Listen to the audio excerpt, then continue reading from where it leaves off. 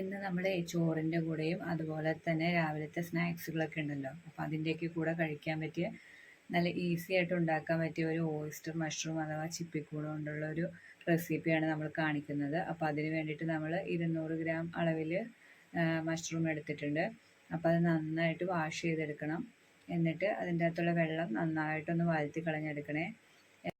എന്നിട്ട് ഞാൻ ഈ കൈ കൊണ്ട് അടർത്തിയെടുക്കുന്നത് പോലെ ചെറുതായിട്ട് അത് അടർത്തിയെടുക്കണം. ഇതിൻ്റെ പുറംതൊലി അങ്ങനെയൊന്നും കളയാനൊന്നുമില്ല. അപ്പോൾ നമ്മൾ ഫുൾ അത് അടർത്തിയെടുത്തിട്ടുണ്ട്. എന്നിട്ട് അതിൽ ജസ്റ്റ് മഞ്ഞൾപ്പൊടി തൂകി വയ്ക്കുന്നത് നല്ലതാണ്. അതിനുശേഷം നമ്മൾ അതിലേക്ക് ചെറുള്ളിയാണ് എടുത്തിരിക്കുന്നത്. ഒരു 10-12 എണ്ണം ആ ഒരു അളവിലാണ് നമ്മൾ ചെറുള്ളി എടുത്തിരിക്കുന്നത്. അതിനെ ഞാൻ ഈ അരിയുന്ന രീതിയിൽ അതിനെ നമ്മൾ കട്ട് ചെയ്തെടുക്കുന്നുണ്ട്.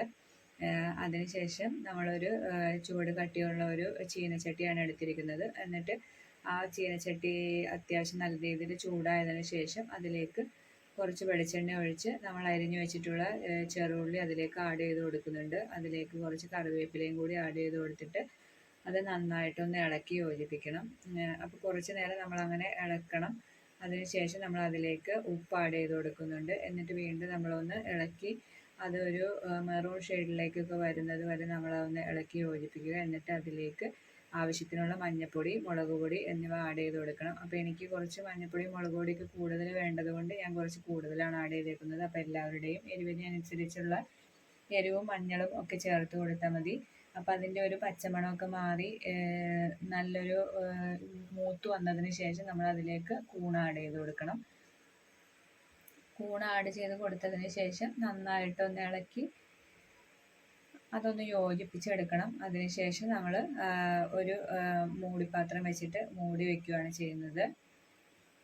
കുറച്ച് കഴിഞ്ഞതിന് ശേഷം നമ്മൾ കുറച്ച് കഴിഞ്ഞ് നമ്മൾ ആ മൂടി വെക്കുമ്പോൾ കൂണിൽ നിന്നുള്ള വെള്ളമൊക്കെ നന്നായിട്ട് അതിലേക്ക് ഇറങ്ങിയിട്ടുണ്ട് കേട്ടോ. അപ്പോൾ നമ്മളത് നന്നായിട്ടൊന്ന് ഇളക്കി മിക്സ് ചെയ്ത് കൊടുക്കണേ. വീണ്ടും നമ്മൾ അതൊന്നുകൂടി മൂടി വയ്ക്കുന്നുണ്ട്. അപ്പോൾ പിന്നീട് കുറച്ച് നേരം കഴിഞ്ഞ് വീണ്ടും നമ്മൾ മൂടി വെക്കുമ്പോഴത്തേക്കും അതിൽ നിന്നുള്ള വെള്ളമൊക്കെ വറ്റിയിട്ടുണ്ട്. അപ്പോൾ നമ്മൾ അതിലേക്ക് ചിക്കൻ മസാലയോ അല്ലെങ്കിൽ മീറ്റ് മസാലയോ ആഡ് ചെയ്ത് കൊടുക്കുന്നുണ്ട്. അപ്പോൾ നമ്മുടെ ചോയ്സ് പോലെ ചെയ്യാവുന്നതാണ്. അപ്പോൾ നന്നായിട്ട് അതൊന്ന് ഇളക്കി യോജിപ്പിച്ചതിന് ശേഷം വീണ്ടും ഒന്നും കൂടി നമ്മളത് മൂടി വയ്ക്കുന്നുണ്ട്. അതിൻ്റെ പച്ചമണമൊക്കെ ഒന്ന് മാറിക്കിട്ടാൻ വേണ്ടിയിട്ടാണത്. അപ്പോൾ വീണ്ടും നമ്മൾ ആ മൂടി മാറ്റുമ്പോൾ അത് നന്നായിട്ട് സെറ്റായിട്ട് ഇരിപ്പുണ്ടാവും. അപ്പോൾ നമ്മളതൊന്ന് ഇളക്കി നന്നായിട്ടൊന്ന് മിക്സ് ചെയ്തെടുത്തതിന് ശേഷം നമുക്ക് സെർവ് ചെയ്യാവുന്നതാണ്.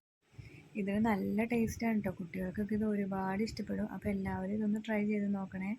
അപ്പോൾ നമ്മുടെ വീഡിയോ എല്ലാവർക്കും ഇഷ്ടപ്പെട്ടു എന്ന് വിചാരിക്കുന്നു. നമ്മുടെ ചാനൽ ആദ്യമായിട്ടാണ് കാണുന്നതെങ്കിൽ സബ്സ്ക്രൈബ് ചെയ്യുക. അതുപോലെ തന്നെ കമൻറ്റുകളൊക്കെ എഴുതി അറിയിക്കണേ. അപ്പോൾ നെക്സ്റ്റ് വീഡിയോയിൽ കാണാം. Thanks for watching.